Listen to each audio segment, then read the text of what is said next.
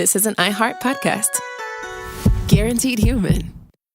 Stuff You Should Know is brought to you by Grainger. Grainger knows that if you're an HVAC technician and a call comes in, you need a partner that helps you find the right product, fast and hassle-free. And you know that when the first problem of the day is a clanking blower motor, there's no need to break a sweat. With Grainger's easy-to-use website and product details, you can be confident that soon you'll have everything humming right along. Call 1-800-GRAINGER, click Grainger.com, or just stop by.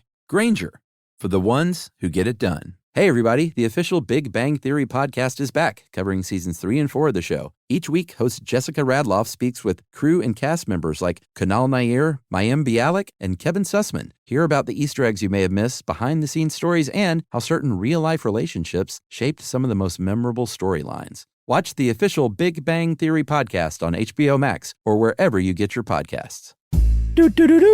I just stole Josh's trumpet bit.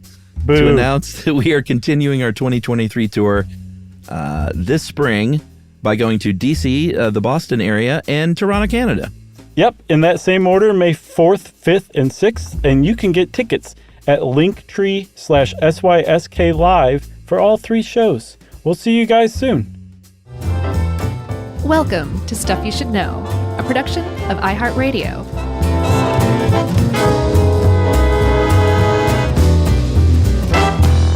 Hey, and welcome to the podcast. I'm Josh, and there's Chuck, and Jerry's here too, and that makes this Stuff You Should Know part of our continuing sad Kentucky tragic history era that we seem to be in right now.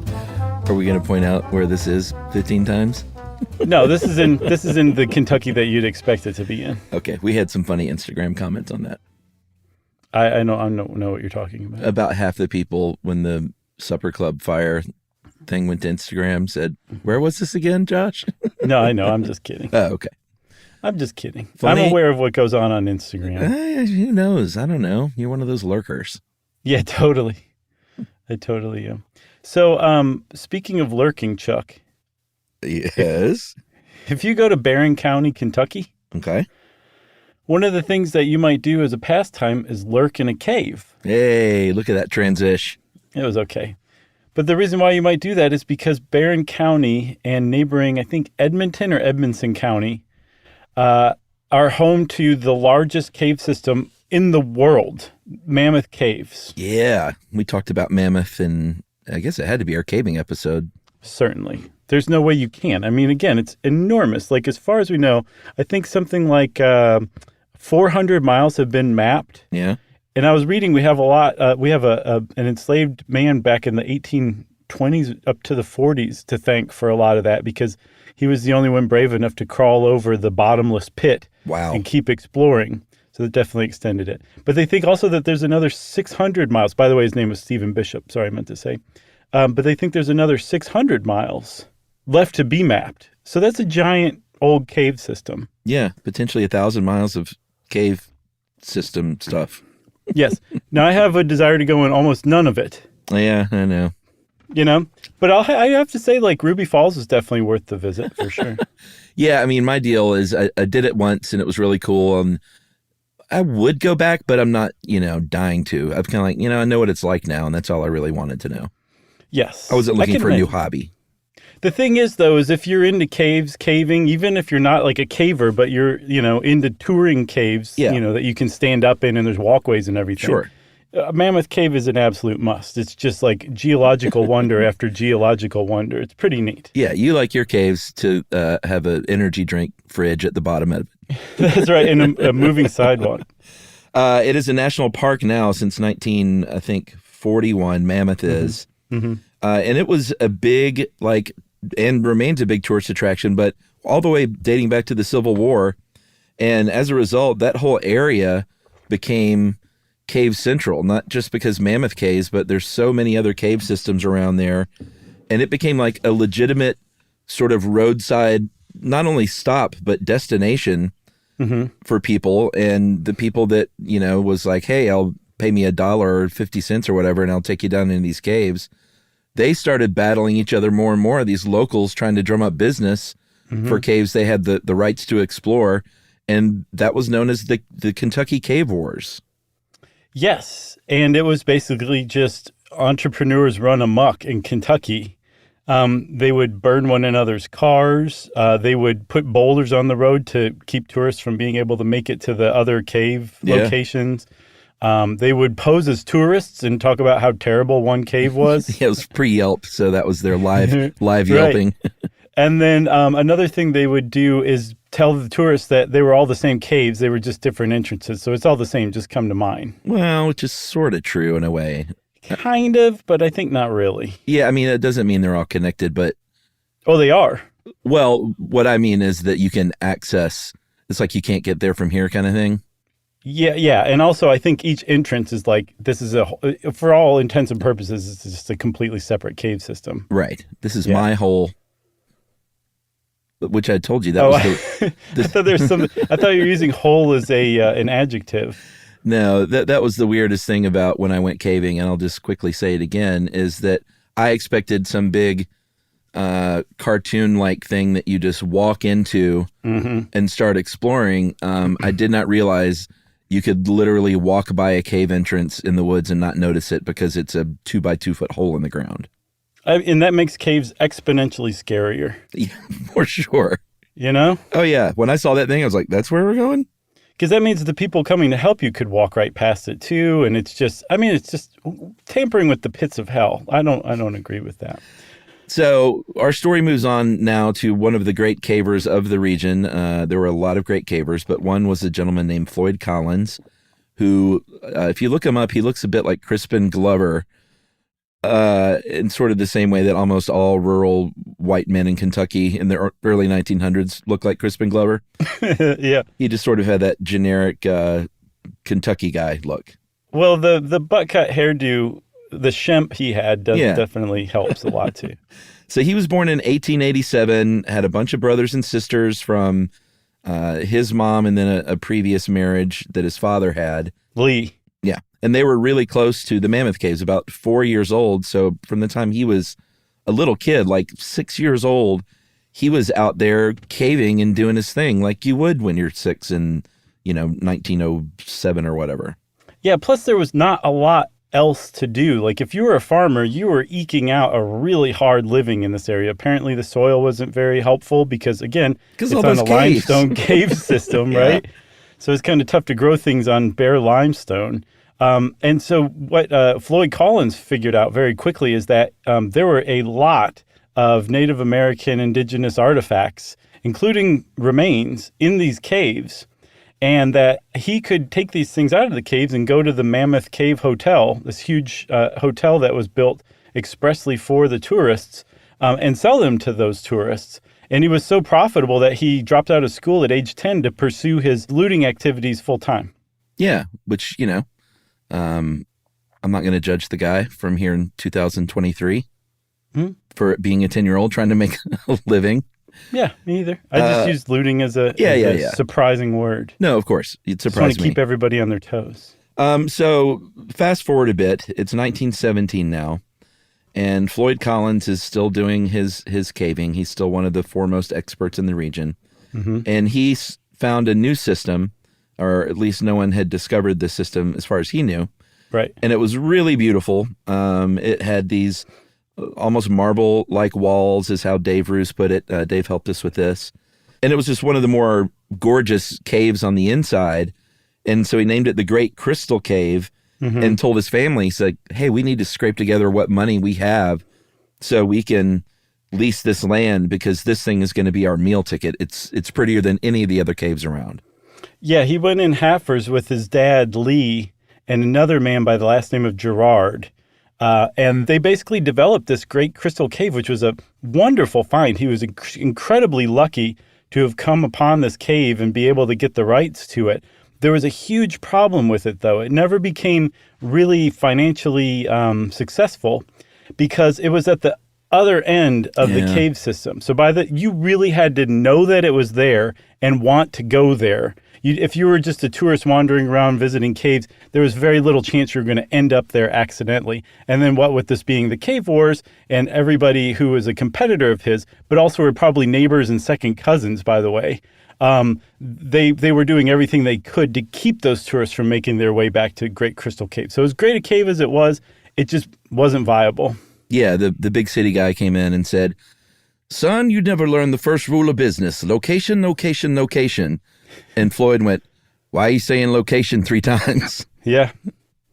Yeah. It's sad but true. That's a direct quote, everybody. It really is. So now they're in a situation where Floyd says, all right, this didn't quite work out. But now they're in a situation where they're kind of even more desperate than before to find some means of revenue. So he set out to find another amazing cave in a better location. And he found one that wasn't quite so amazing as far as aesthetics go. Right. But it was on Cave City Road before you even got to Mammoth. So that's the location right. that he didn't understand that he needed, but he right. got it. That's how important it was that you could have a so-so cave, but if the entrance was on the way to the bigger caves, then you had a gem mine, even if there were no gems in the cave. Because you could lie and say there are. Right. Say it's the same entrance or the different entrance to the same thing, right? So he went into business with a different guy, a man named Beasley Doyle, and another man named Ed Estes. And Doyle and Estes went half on their half, and they said that they would give Floyd the other half if he would explore and develop this cave so that they could start taking tourists down in it. And so Floyd Collins is I haven't seen it expressly written out, but he spent so much time in caves from such a young age, and he had been at it for so long and had become such a respected caver that I suspect this was the one, like when he woke up, the one thing he wanted to do was go into caves. Like he just loved what he was doing. So this is probably like a dream gig for him too. Yeah, but he started exploring this cave and started to develop it, but he ran into a problem very early. You mentioned that this cave was not so great as far as caves go, right? Yeah, and we didn't mention it was called Sand Cave, and it was called Sand Cave for a reason, because it was not solid limestone like, most of the rest of these caves, which made it, pretty tourist friendly to walk around, kind of like you would a Ruby Falls, let's say. The smooth limestone. Yeah, the good stuff. Yeah. Right. This is actually loose rock and muddy sand. So That's not good. Sand Cave is an apt name. And Floyd was like, I've got to make this work, though. Like, I'm even more desperate than I was before because now I've signed on to this thing. And so I'm going to, there's good stuff down there that's deeper. I just have to carve out a passageway that's safe enough to get tourists in here. Mm-hmm. And so he did that for weeks and weeks and weeks, working 12-hour days, clearing out, and it was really cold at the time, clearing out this mud and ice and water and rock and trying to build what looked like a legitimate entrance way. Yeah, which I think his premise was that he would, if he dug enough of this stuff out, he would reach those smooth limestone walls eventually. It was just going to take some extra work, right? Yeah, and he was down to work. He was DTW. And you keep making mention like he really needed this. He was able to make ends meet here or there. I think he and his brother chopped timber for the railroad ties for the local lines that were built. Again, Mammoth Caves was such an enormous attraction. There was a special railroad line that was established and built just to take people to this, right? So there was some money to be made, but to say that Floyd Collins and his 8 siblings were poor is an understatement. I saw a picture of the house that the siblings all lived in with their parents, and the ticket booth for Great Crystal Cave, and the ticket booth is slightly bigger than the house. I saw that. It is. They lived basically hand to mouth, to say the least. Yeah. So this needed to work. That's why he put in all this work, painstakingly digging this passage. Mm-hmm. And eventually, on January 30, 1925, he said, all right, I've got an opening here, and I believe I can get down to the depths that I so desire.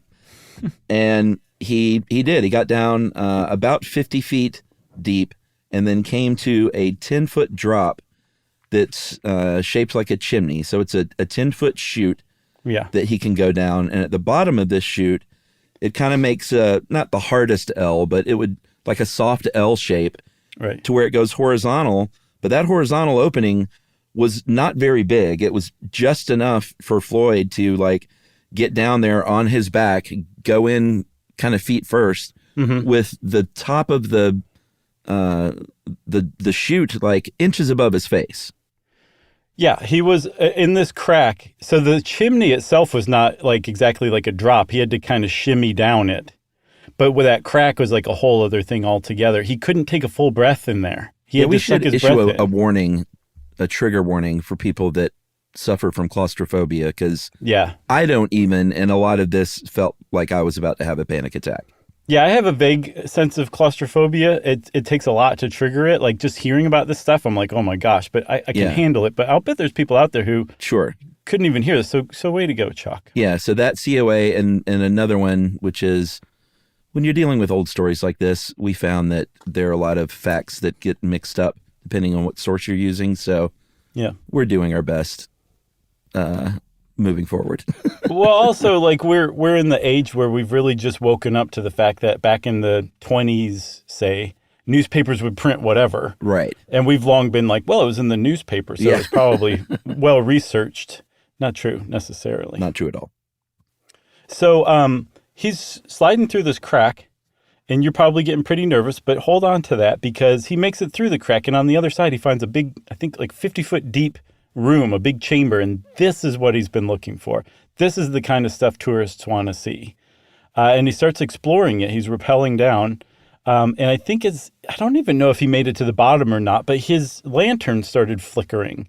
And that is a sign, if you are exploring a cave for the first time, to get out of the cave. Yeah. So that's what he did. He was a smart guy. He wasn't dumb. He was very gutsy, but he didn't like just, he didn't gamble with his life for no reason. Yeah, he knew what he was doing. Yes. So he crawled back up the rope, took his lamp with him, and started to make his way back through the crack. He was oriented the same way that he was going in. So he went in feet first. This time he went in head first. Yeah. And he made it, I believe his head made it out when he kind of kicked into the ground to kind of give himself purchase, to push himself the rest of the way through the crack.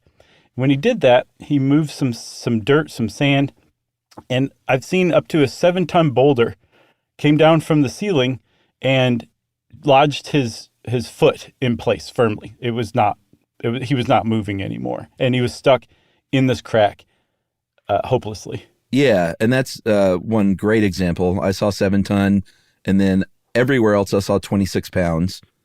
Big difference. I mean, could you really not like shimmy a 27-pound? Maybe not in a crack like that. I mean, 26 pounds on a foot in a crack. Mm-hmm. And we should mention, too, that his lamp went out while he was in there. And again, I saw various things from that it finally flickered out to he accidentally kicked it out, kicked it over and made it go out. So now he is laying there with his arms by his side, stuck in this crevice in the complete blackness. Mm-hmm. And Dave pointed out, and I can verify, and if you've ever been caving, it is a blackness like you've never understood before in your life. I don't want to understand that, Chuck. It is the blackest of black. You literally cannot see your hand in front of your face. So he's, literally laying there in pitch blackness, which he's sort of used to because he's, right. I'm sure he's been without a light before in a cave and gotten out of it, but he was in a bad way. He was, and he wasn't panicking because he knew that he was right almost at the base of that chimney, and that if he could get to the chimney, not only could he relight his lamp, he could shimmy up the chimney pretty easily. So he was almost there. But the problem was, again, that rock, whether it was 27 pounds or 7 tons, wasn't letting him go. And so Floyd Collins was alone in the dark, trapped in a crack, and no one knew he was down there. Yeah, and before we go to break, because I know that's where we're headed, the final little cherry on top of danger cherry is it's 16 degrees. Very nice, Chuck. All right, we'll be right back.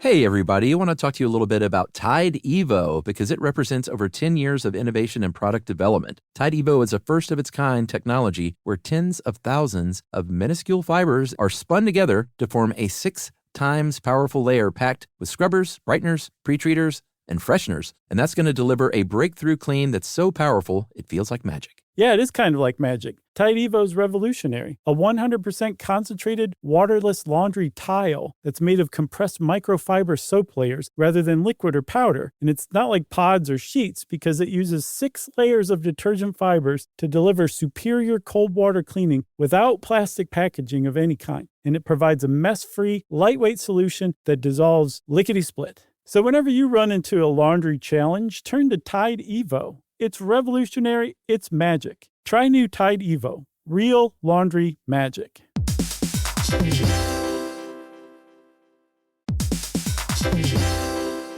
On eBay, every find has a story. Like if you're looking for a vintage band tee, not just a tee, the band tee from the last show your favorite band ever played. You wore it everywhere. Then your girlfriend started wearing it, which was cute until she dumped you and took it with her, which was not so cute. Yeah, well, anyway, now you're on eBay. And there it is. Same tee from the same tour. Still living in your memory, rent-free forever. See, the things you love have a way of finding their way back to you. But eBay isn't just for getting whatever your ex-boyfriend or girlfriend stole back, right? No, it's also for that rare championship foul ball you caught, then heroically gave to the kid next to you. And where else are you going to find your first car? The one you wish you'd never sold. But now, finally get the chance to take it back home. For good this time. So shop eBay for millions of finds, each with a story. eBay.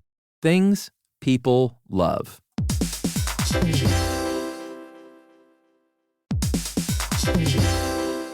If you're a business owner or an entrepreneur, you know how hard it is to get things done fast and well. Why not have both? That's right. That's why Wix Harmony stands out. It's a website builder that helps create a site quickly without compromising your vision. You can build a fully functional website for any type of business by just describing what you want. Then everything can be customized and edited to get it exactly right. There's also built-in support to help answer questions or guide you along the way. And here's what makes it even better. You can click anywhere on your site and make changes instantly. It's these details that make creating with Wix Harmony feel seamless. That's right. So join millions of businesses already using Wix and try Wix Harmony for free at wix.com/harmony. That's wix.com/harmony.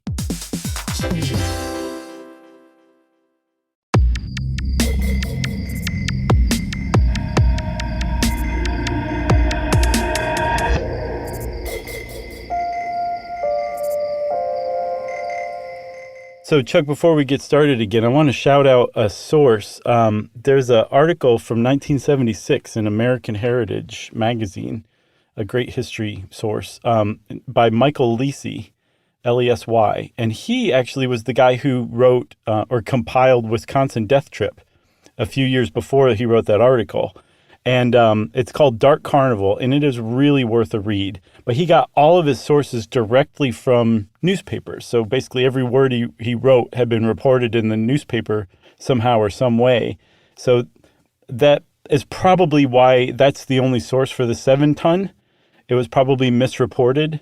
But he's still a pretty good source for facts. He's a professional historian, so he knew what he was doing. But he was also really fascinating, too. All right, so he's down there. No one knows he's there for a while. He was known to disappear for, many hours and days exploring these caves. So it's not like the people got too concerned at first. It would be 25 hours before anyone even knew anything was going on with him. And that was when the son of Estes, his name was Jewel, pretty cool name, 17-year-old, went to go check. He'd kind of been hanging out with Floyd and caving with him. And I think Floyd even said, I could die in here to the guy the day or two before. And he's the one who went down there, called out for Floyd, and heard Floyd call back that he was hung up and needed help. Right. So this is good. I mean, it's been a full day, but at least now somebody knows he's down there. So Jewel Estes runs back and starts getting help. And I think in very short order, word got to his brother Homer, who his I guess younger brother, because I think Floyd was 30 at the time, and I think Homer was 22 or 14, depending on where you get. Oh, your really? source. I hadn't seen 14. Yeah. So Homer, either way, he rushed. I get the impression that he was a man by then, so I'm going to say 22. Yeah, okay. But he rushed to the site and basically became the first person who was willing to actually go in and try to rescue Floyd. There are other people who who had given it a shot before Homer arrived. But apparently that chimney scared every single one of them off. They were like, I'm sorry. I like Floyd a lot, but I'm not going through that chimney. Yeah. So he shows up, says, Floyd's like, can I get some food first and foremost? So his brother said, sure. Here's the worst thing possible you could eat when you're pinned in a cave. Here's some sausage and coffee. Yeah. So let's get that heart rate up. Ensure that you're going to have to urinate. And then just the sausage is just a bonus. Yeah. Just to fill you up. Yeah. And to make that poop really flow. But he had food. I'm kind of kidding around here. This is what people ate back then. So he just needed some calories in his body. And Homer was down there working hard, trying everything he could do to get him loose. Every time he dug rubble out, more rubble would fall down where that rubble was. He brought a crowbar back to try and dislodge some bigger stones. Nothing was working. He's exhausted and cold at this point. He's offering up, like, advice is coming in from around the country by this point. Like, word had gotten out of, like, how to do it. He's offering to pay surgeons $500 to go down there and cut his foot off.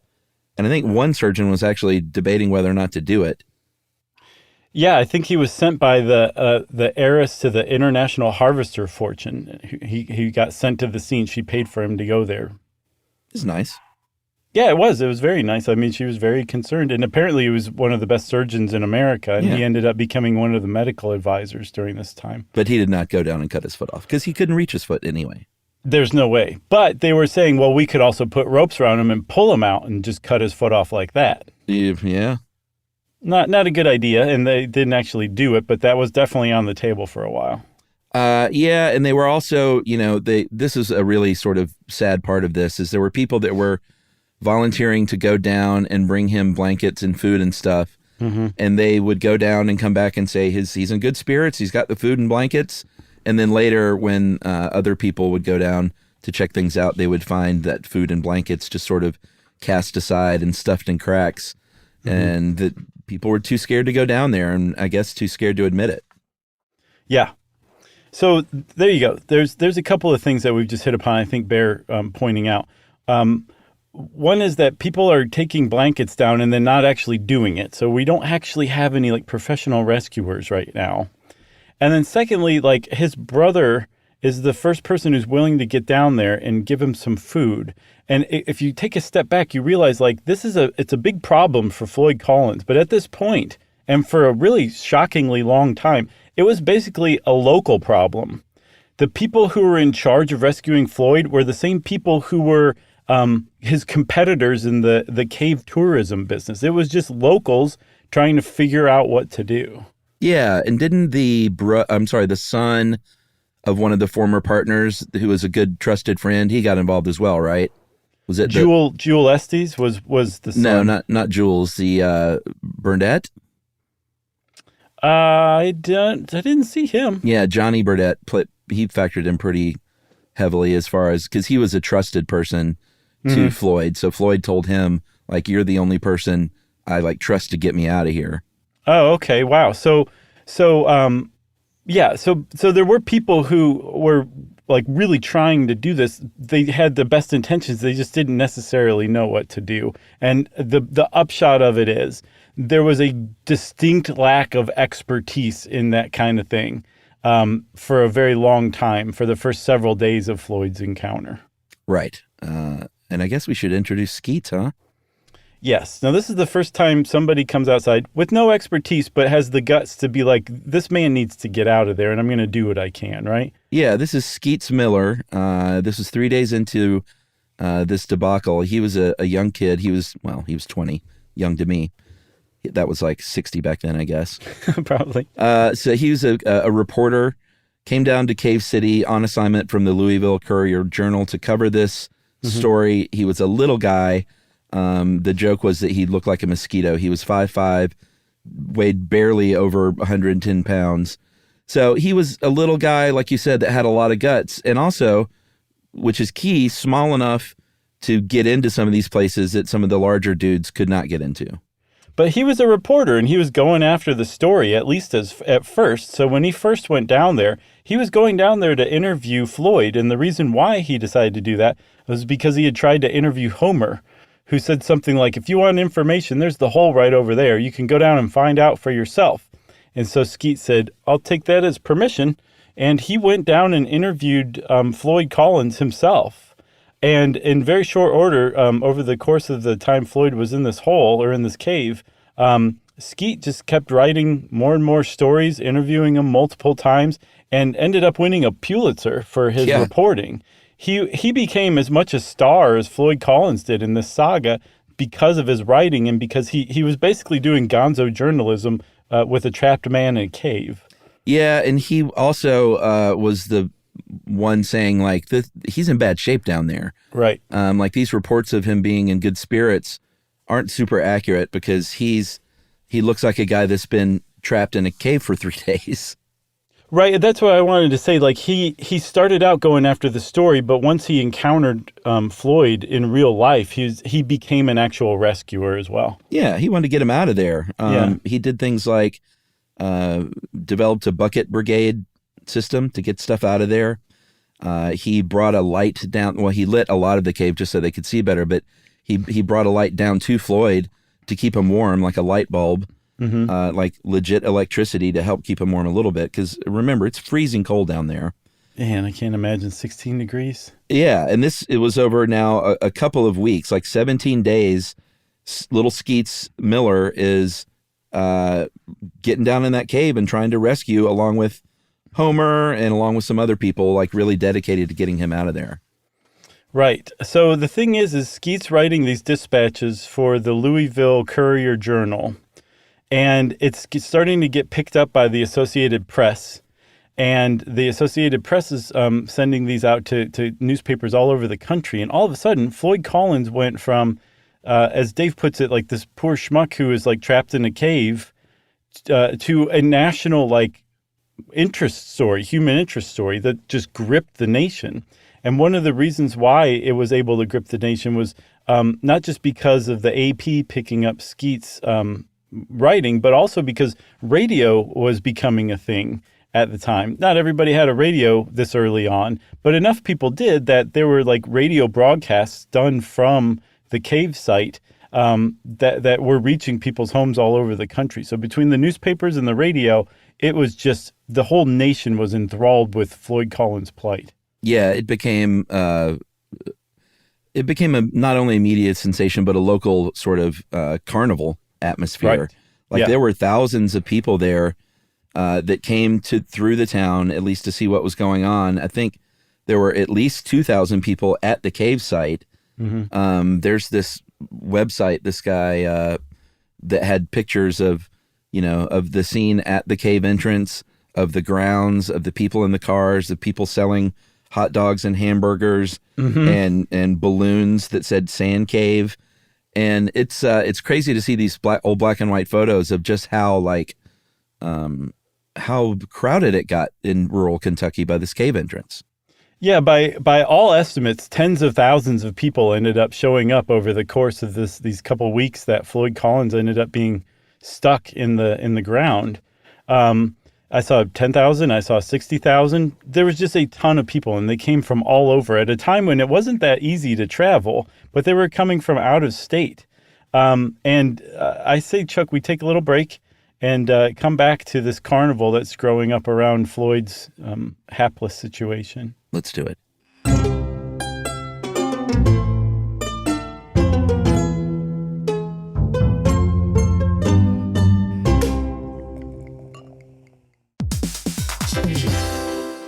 Hey, everybody. I want to talk to you a little bit about Tide Evo because it represents over 10 years of innovation and product development. Tide Evo is a first-of-its-kind technology where tens of thousands of minuscule fibers are spun together to form a 6 times powerful layer packed with scrubbers, brighteners, pre-treaters, and fresheners. And that's going to deliver a breakthrough clean that's so powerful, it feels like magic. Yeah, it is kind of like magic. Tide Evo is revolutionary. A 100% concentrated, waterless laundry tile that's made of compressed microfiber soap layers rather than liquid or powder. And it's not like pods or sheets because it uses 6 layers of detergent fibers to deliver superior cold water cleaning without plastic packaging of any kind. And it provides a mess-free, lightweight solution that dissolves lickety-split. So whenever you run into a laundry challenge, turn to Tide Evo. It's revolutionary. It's magic. Try new Tide Evo. Real laundry magic.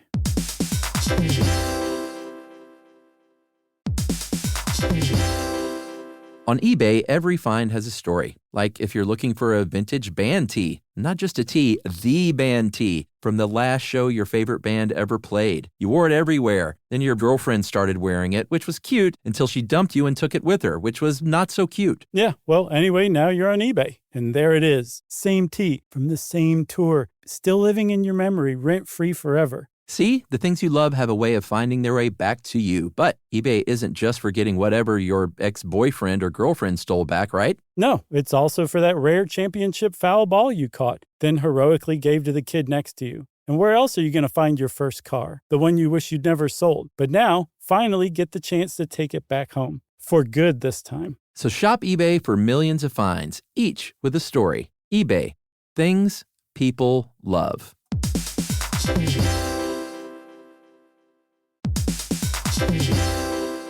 If you're a business owner or an entrepreneur, you know how hard it is to get things done fast and well. Why not have both? That's right. That's why Wix Harmony stands out. It's a website builder that helps create a site quickly without compromising your vision. You can build a fully functional website for any type of business by just describing what you want. Then everything can be customized and edited to get it exactly right. There's also built-in support to help answer questions or guide you along the way. And here's what makes it even better. You can click anywhere on your site and make changes instantly. It's these details that make creating with Wix Harmony feel seamless. That's right. So join millions of businesses already using Wix and try Wix Harmony for free at wix.com/harmony. That's wix.com/harmony.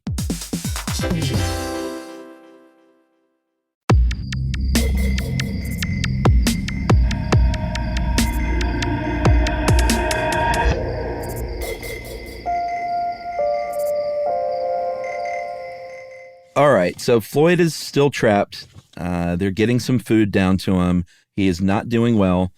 There's a carnival atmosphere, like we mentioned, kind of all over the place. Mm-hmm. And eventually they did make a little bit of progress in the, with this bucket brigade, in that they cleared out enough for him to be able to move a little bit for the first time. It cleared his arms, it cleared his legs, because stuff had collapsed beyond just that either 26-pound or 7-ton boulder that was on his foot. So he was, fully trapped for a long time. Mm-hmm. And then finally he was able to move around a little bit. He said that he was freed at one point, like that his foot was even. I guess he was delirious or miscommunicating, because that foot was definitely not free. Right. And the last guy to bring him food was a miner named Maddox, who brought him food that he ate. And Floyd was delirious at this point and said, "Maddox, get me out. Why don't you take me out? Kiss me goodbye. I'm going." And apparently Maddox kissed him goodbye, which was a very empathetic, sweet thing to do. Mm-hmm. And, heat from all this work had thawed this frozen mud that basically was acting like a mortar. And he got more entangled and trapped than he was before. And Maddox came out saying, like, he's dying, like, very, very soon. Imagine being Maddox and waking up in the middle of the night for the next 50 years to Floyd Collins's voice saying, "Maddox, why don't you get me out?" Yeah. That's awful, man. Especially to somebody that empathetic too, Sure. He kissed him. So right. So as after Maddox makes it out, I don't believe anybody was anywhere near the inside of Sand Cave with Floyd at the time, but the cave finally just collapsed in. The way to get to Floyd was now cut off hopelessly. And they had no idea what had happened to Floyd. Was he covered up in the cave in? Was it just cutting off their passage between them and him? Right. They just didn't know. And now, finally, this is about day 5 of poor Floyd Collins, already being a national American media sensation. Finally, the governor of Kentucky's like, maybe we should do something. And now the experts start to show up, but they show up like just hopelessly too late. Despite him being in there for 5 days and him being totally cut off now with no access to food or water or anything, they decided that they were still going to do everything they could to get him out. And the idea that was put forth that everybody agreed on was to construct a shaft directly down to him, I think to his feet, and to get him out that way, to get the boulder off of his foot and to pull him back through the crack one way or another. But the problem was, Chuck, this was solid limestone and they couldn't use dynamite, right? Yeah, they couldn't use dynamite. Dave said they couldn't use heavy machinery at all, but I saw something that said that they brought in 2 steam shovels, like $10,000 steam shovels. And at one point, someone said, I think in a not too happy way, it's going to cost $100,000 to dig out a dead body. Because I think the writing was on the wall at that point. But at any rate, they did dig. A team of 75 experts this time built a 5-story shaft into the ground. And, these guys weren't in great shape either doing this hard work. Right. But they eventually get down there, and what they find is a dead Floyd Collins. Yeah, sadly. This was, I think, day 15 maybe when they finally reached him. I think 18 days later is what it says. Okay. And he had gotten caved in on day 4 or 5. So there was a lot of people out there who were like, yes, he's already dead, but we should get him anyway. And some people were like, there's a chance, Yeah. But there wasn't just there weren't high hopes for reaching him, and those hopes were not fulfilled anyway when they found him. The coroner, I believe, said that he had died just 3 days before they reached him, but that esteemed doctor that the heiress to the International Harvester fortune sent calculated more like 5 based on the condition of Floyd's body. Yeah. But they had the same problem that they had before, even in death. They couldn't get that boulder off of his leg, and apparently it was enough of a problem to get him out that they all agreed that they should basically leave him down there, that this shaft or this crevice that he was stuck in was now his grave. Right. We bury people in the ground anyway. This was the ground burying him prematurely, essentially, is I guess what the Kentucky reasoning was. So everybody basically left. The media circus was over. The news reports kind of moved on to some other stuff.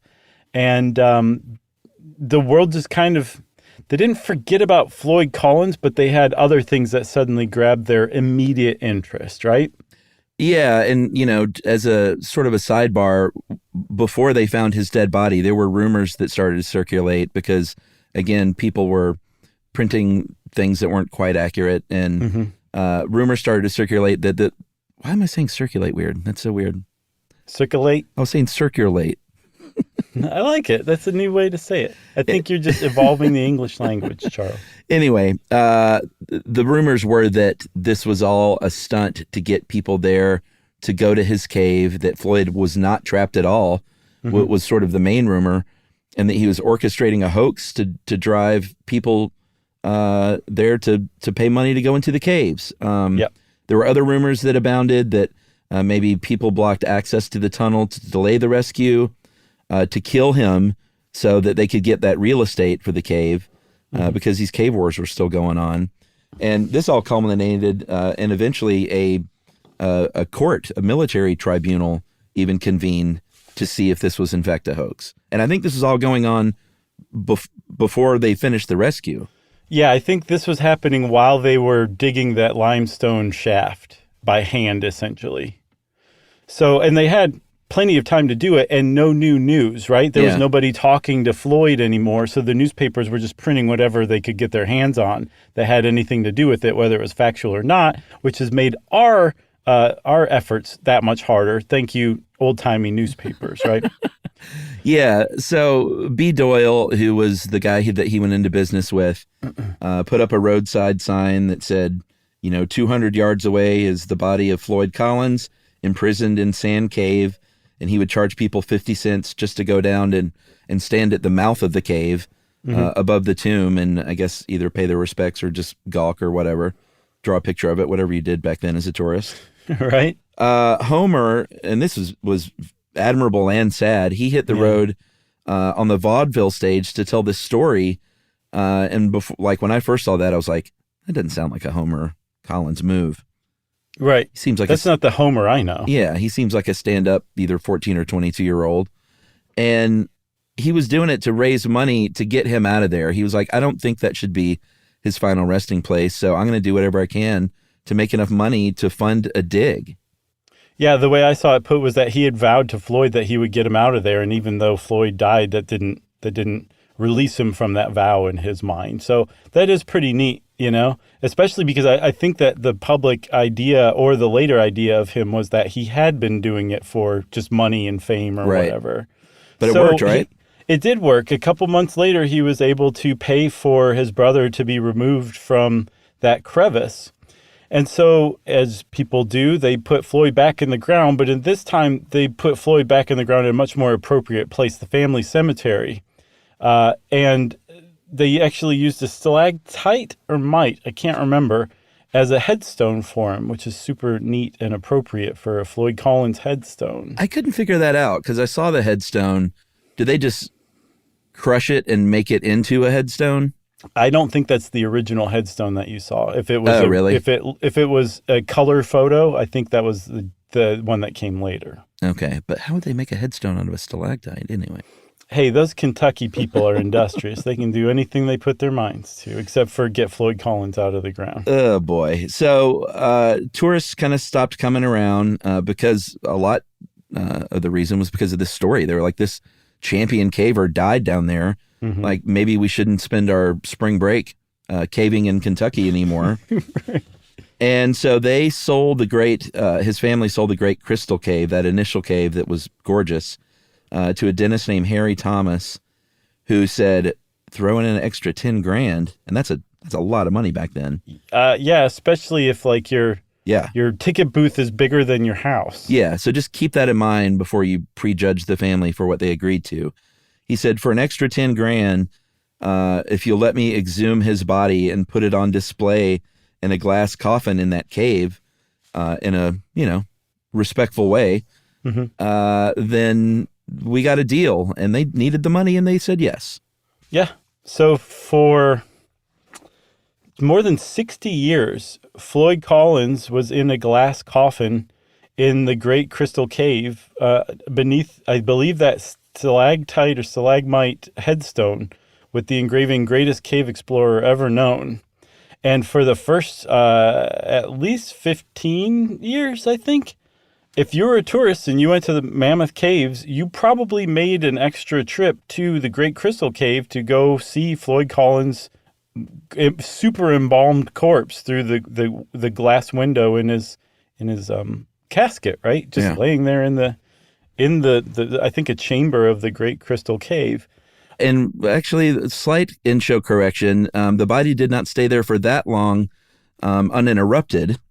Okay, fair enough. In March of 1929, his body was stolen by grave robbers. Apparently, their intent was to toss it in the the Green River. They're going to drive to New York, toss it in the East River. Yeah, they were going to hit Kramer swimming. But it got caught in some underbrush, and they couldn't get the body out. Dr. Thomas recovered the body in a field, sans leg. So the leg that was trapped was no longer there, and I don't think anyone knows where that leg ended up. But then Dr. Thomas reinterred it, this time in a chained, locked up casket back in that cave. Yeah, and that's where he stayed for decades. The thing is, the National Park Service came in and bought the place in 1961. So, yeah, for about 30 years, you could go visit Floyd Collins' body in the Great Crystal Cave. But once the NPS took over, they honored the family's wishes, not by removing him from the cave, but by closing off public access to the cave. Yeah. So for all intents and purposes, he was no longer something for tourists to gawk at. even though he was still down in this cave and the family didn't want him in there anymore. So it wasn't until 1989 that I believe a court ordered his body to be removed and finally interred once again in the ground topside. And that's where he remains today. And I believe, Chuck, that they put him in the ground on March 24th, 1989, which is right around the anniversary of that interment when this episode's coming out, I think. And right after my 18th birthday, senior year of high school. Awesome, man. I'm surprised I didn't hear the news. Oh, yeah, your birthday's coming up, isn't it? Ides of March. It is. I'll never forget, Chuck. So that's the story. They ended up, Billy Wilder, famous film director and writer, made a film called Ace in the Hole that basically was an indictment on the media surrounding this event, starring a youngish Kirk Douglas as not Skeeter, as a bad newspaper reporter. Two things. Have you ever seen Witness for the Prosecution written by Billy Wilder? I think I have, but it's been a long time. I just saw it for the first time the other day. It's one of the best movies I've ever seen. He's one of the best. You ever seen The Apartment? I haven't. I have seen Sunset Boulevard plenty of times. It's a great movie, too. The Apartment's amazing. And that was Scott Aukerman's movie crush pick. Oh, okay. And then the second thing, Chuck, is that there is actually a musical that was made. I think it first was put on in 1996. It's called Floyd Collins. I was surprised to see that. I have an impression it was in the same vein as that musical that the South Park creators came up with about the cannibal in Colorado. Oh, the Book of Mormon? No. This was a different one. Okay. It was before Book of Mormon, I think. I thought this was like a respectful thing. I didn't know it was a comedic send-up. It was. That's what I was going to say. It was much more respectful, but okay. there was a lot of, I think the basis of it was a comedy musical. Oh, interesting. What's funny about this? I don't know, but the cool thing is the guy who wrote the words and lyrics, I think the whole thing basically, he got an hour in the cave. It was opened up for him specially, and he did a lot of research, and actually an analysis of the play by Scott Miller informed some of this episode. It was one of the sources we used. He did that much research on it. I think they were the ones that said his brother was 14, so I take issue. Oh, really? Now I'm conflicted. Who knows? I mean, but back then, the difference between 14 and 22 is, well, it's half your life, actually. I guess. You got anything else? I got nothing else. R.I.P. Floyd Collins. We're sorry that happened to you, Floyd. And since Chuck says he's got nothing else, that means it's time for listener mail. I'm going to call this Great Naming Convention. Hey guys, longtime listener of the show. I'm finishing my master's in a couple of months, and I want to say thank you for keeping me entertained through a move to a new state, long hours of tedious work, and my commute to campus every day.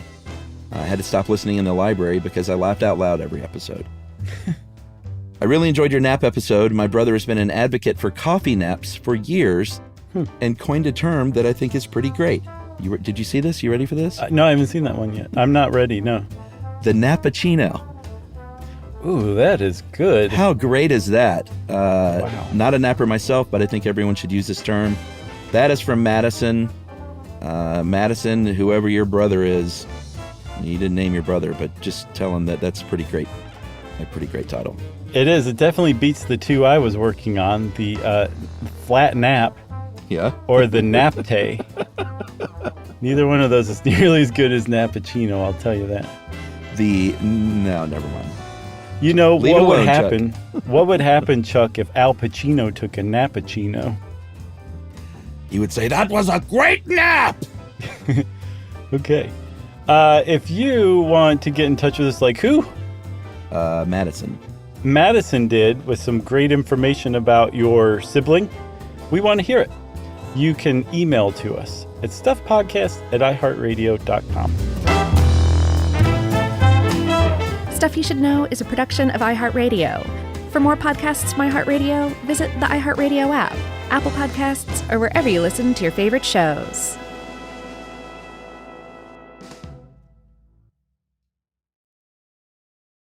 When it comes to small business, people want to talk to people, not bots, not voicemail. Your customers or clients want a real human connection, and that's exactly what they get with Ruby. Ruby is the virtual receptionist company that takes care of your callers when you're unavailable, in the middle of something, or just don't want to pick up. They can answer, screen, and transfer calls, as well as take messages, collect payments, book appointments, and more. All while saving you time and making the people you serve feel special. It's available 24/7, 365 days a year, and is 100% based in the U.S. See how it works at ruby.com, or better yet, give them a call at 844-900-RUBY. The next time you end up with something on your shirt, don't turn to your usual detergent. Check out Tide Evo. Tide Evo represents over 10 years of innovation in product development. It's a revolutionary 100% concentrated waterless laundry tile made of compressed microfiber soap layers rather than liquid or powder. It's not pods and it's not sheets. It uses 6 layers of detergent fibers to deliver superior cold water cleaning without plastic packaging. It's mess-free, lightweight, and dissolves quickly. Try new Tide Evo. Real laundry magic. Making sense of the news is a full-time job,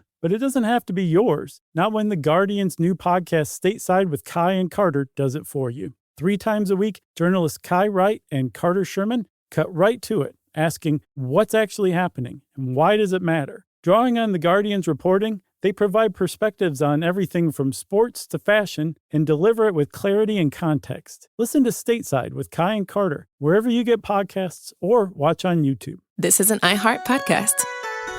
Guaranteed human.